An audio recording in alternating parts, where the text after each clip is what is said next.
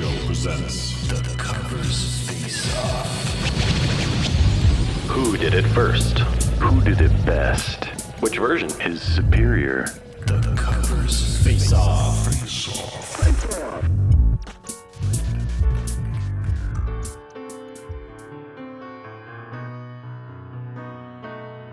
Hey everyone, welcome to another episode of the Covers Face Off presented by the Dude and Grim Show. I should say, on the Scratch a Track podcast. I'm the Dude, he is Grim once again. So, we're back. We're going to cover some shit, my friend. Yeah. The world is mad. We are living in a mad world. And now we're living more in a than mad world. ever. Now more than ever, dude. In 1982, I think Tears for Fears was really ahead of their time. Yeah, Wouldn't you say? I would So- yeah, with everything that they're writing, most certainly. Yeah. Absolutely. So, And I if know you haven't at guessed, some we are- point we're gonna get to the album "Songs from the Big Chair," which is an awesome, probably the best Tears for Fears album. But in the meantime, we're going to scratch the shit out of that. we're scratch it real hard. But in the meantime, we're gonna talk about how mad this world is. So. This world is mad. So yeah, we will be just. I didn't see. I did notice there are other people who have covered this song. I didn't recognize a lot of the other artists that did it. I think these are probably the two most popular versions. And that we are talking about is the original, which was written by Tears for Fears, and then the cover, which was, I guess, written by Michael Andrews and features Gary Jules. Yeah, performed. Right. Yeah.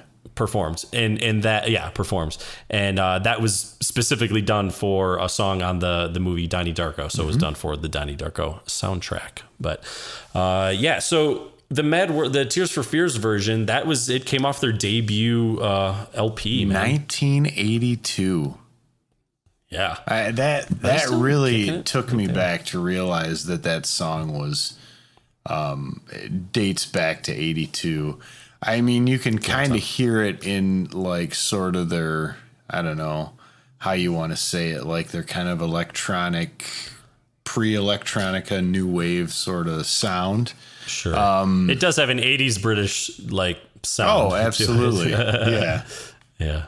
It's in there with like the Depeche Modes of the world and everything, but Sure. Duran, that stuff, right? Oh, sure. Yeah. But very, very true to its era. But you know, they were always a pretty awesome band in their own right, and well, and they became. I mean, this was on their debut LP, but then they ended up becoming. And I think this.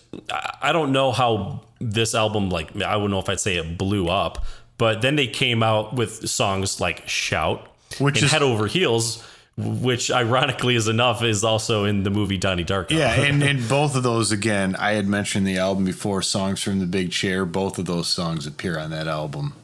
So and now I'm even more excited to scratch that album. Oh man, get your screwdriver, just polish it, because you're gonna Head Over Heels, man. I know, dude. I know. It's so good. It's that piano intro. Anyways, we're not talking about that one. But yeah, we'll do though. But the Roland, I'm gonna say his name. T. Flackpfizer, Roland D.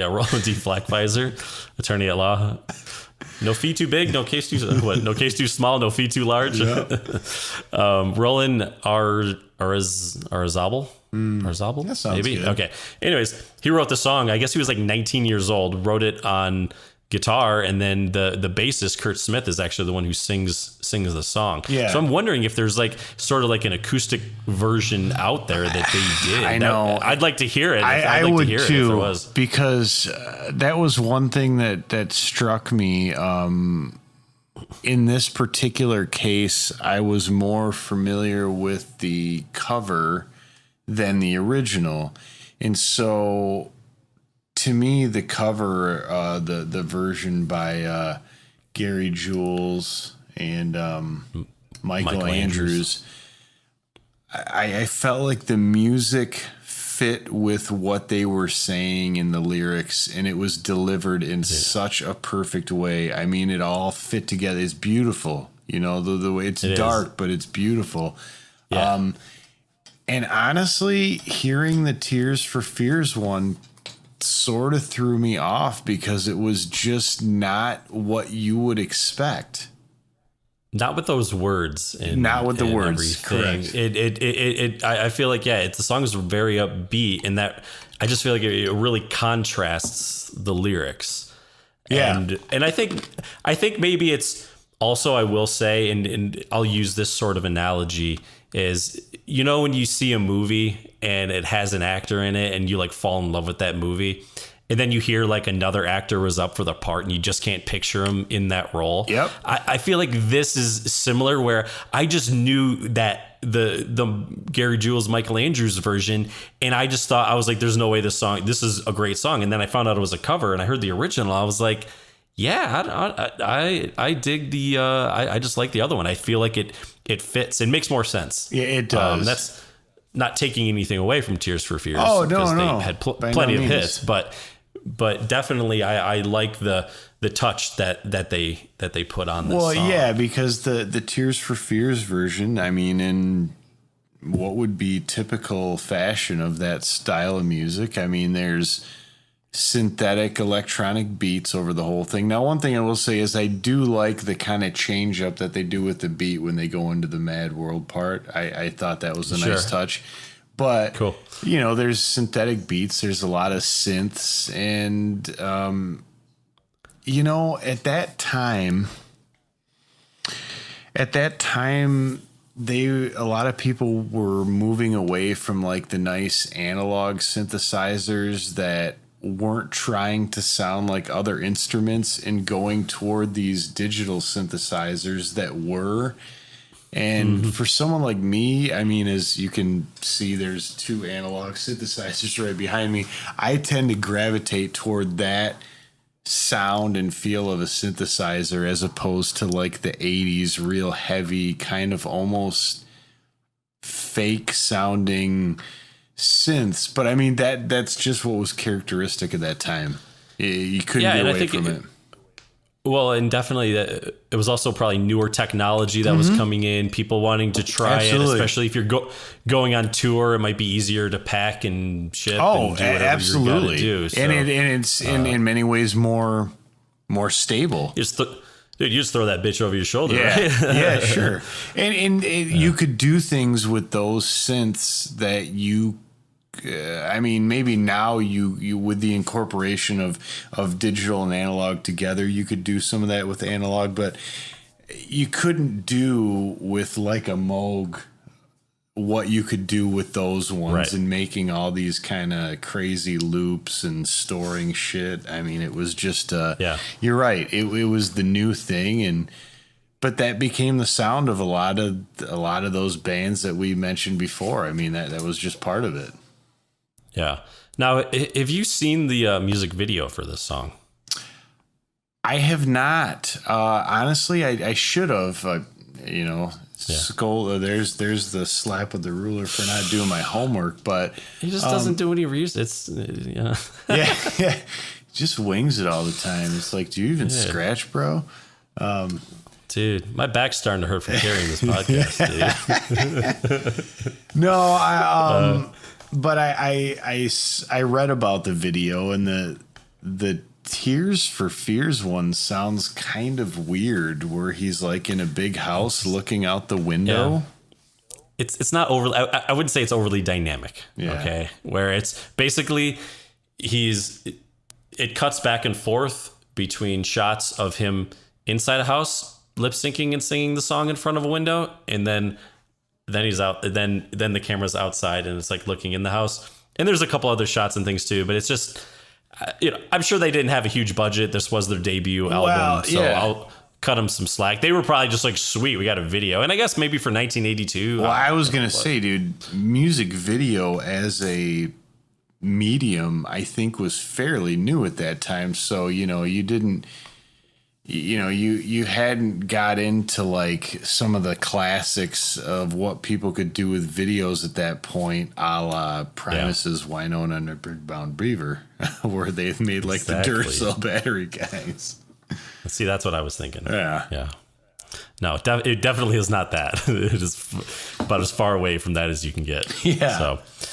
So, so I guess moving on to the Michael Andrews, Gary Jules version. So in 2001, Richard Kelly, who was the director of Donnie Darko, it was his first film. Arkell. He was very Arkell, 8-year-olds, dude.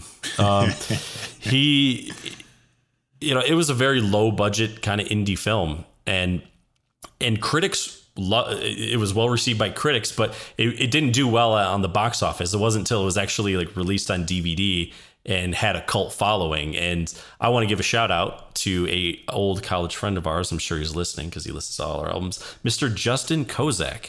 I don't know if you remember this, but I remember you coming over to our apartment, and I just remember him being like, "Hey, have you guys seen that movie Donnie Darko? Oh, it's really good. You guys got to check it out." And of course, in true film snobbery-ish that I was at the time, I was like, "Oh no, I haven't, but I'll check it out." And then I didn't. And then I believe when we moved in with Forrest, he had it, and I think that's when I first watched it. I believe that's when I remember, because I mean, I would theoretically have been there for that conversation with Kozak. Dude, we could have, more than likely. But I remember, watching it probably with you or at your. I know. I was gonna say at your beckoning, and dude, it's just one of those movies. I don't know how you couldn't like it. It's just dark and kind of. I mean, Donnie Darko. I mean, dude, no pun intended. Oh, but it is. I remember the first time I saw it, and I was like, "Whoa!" I didn't know what to think at first. It kind of creeped me out because it was dark and touched on things that I had never really seen before. In a movie, and it has a lot of depth. The movie just has a lot of depth and asks a lot of questions. It's very well done for like a debut indie film. Jake Gyllenhaal does an amazing job acting in it. Patrick Swayze, one of Patrick Swayze's finest and most underrated roles, man. I know everyone's talking about Roadhouse and talking about Dirty Dancing, and come on, man. Dude, Point Break and Donnie Darko, Patrick Swayze's two best roles, finest.